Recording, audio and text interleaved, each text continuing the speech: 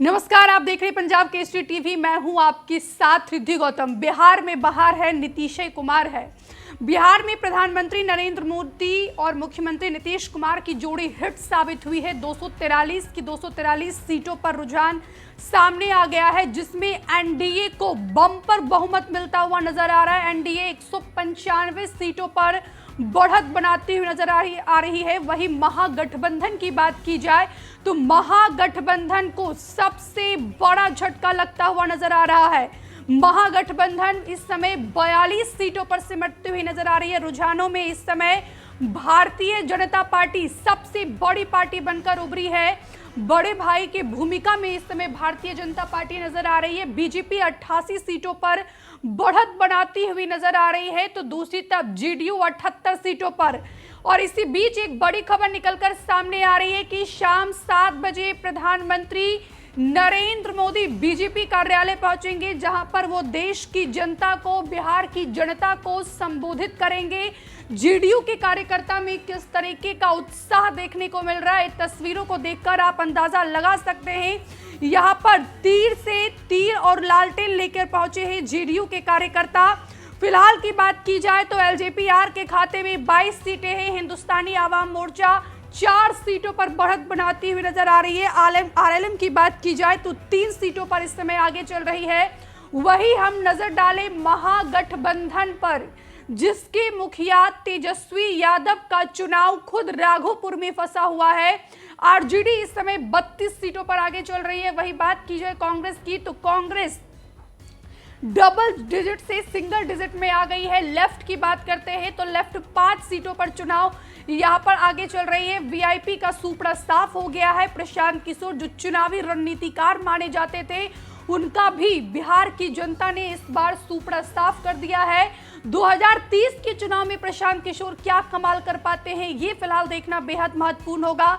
लेकिन पटना में इस समय जश्न की तैयारी है। शाम 7 बजे बीजेपी दफ्तर पहुंचेंगे प्रधानमंत्री नरेंद्र मोदी, जहां पर वो देश की जनता को संबोधित करेंगे, बिहार की जनता को धन्यवाद करेंगे कि जिस तरीके से बिहार की जनता ने 101 में से 88 सीटें क्लियर मैंडेट, यहां पर अगर बात की जाए तो स्ट्राइक रेट, सबसे ज्यादा स्ट्राइक रेट जो है इस समय भारतीय जनता पार्टी की नजर आ रही है। 101 सीटों पर बीजेपी ने चुनाव लड़ा और 88 सीटों पर यहां पर फिलहाल बीजेपी बढ़त बनाती हुई नजर आ रही है। 243 सीटों के रुझान सामने आ गए हैं, जिसमें एनडीए 195 सीटों पर आ गई है, तो दूसरी तरफ महागठबंधन 42 सीटों पर सिमटती हुई नजर आ रही है। और एक और सीट का इजाफा हुआ है इस समय एनडीए के खाते में। लेकिन फिलहाल की बात की जाए तो अभी तक के बिहार की राजनीति में तेजस्वी यादव के लिए, आरजेडी सुप्रीमो लालू प्रसाद यादव के लिए ये सबसे बड़ा झटका है, क्योंकि लालू प्रसाद यादव के दोनों बेटे, चाहे वो तेज प्रताप यादव की बात की जाए जो महुआ से पीछे चल रहे हैं, तेजस्वी यादव राघोपुर से पीछे चल रहे हैं। और कुछ ही दिन पहले वरिष्ठ पत्रकार विकास जी से हमारे इस विषय पर चर्चा भी हुई थी, तो उन्होंने कहा था कि राघोपुर में इस बार टफ फाइट देखने को मिलेगा। हो सकता है कि तेजस्वी यादव यहां से चुनाव हार भी जाए। लेकिन फिलहाल ये अच्छी खबर है कि राघोपुर से तेजस्वी यादव अब एक बार फिर आगे हो गए हैं। अलीनगर सीट से मैथिली ठाकुर लगातार आगे चल रही है।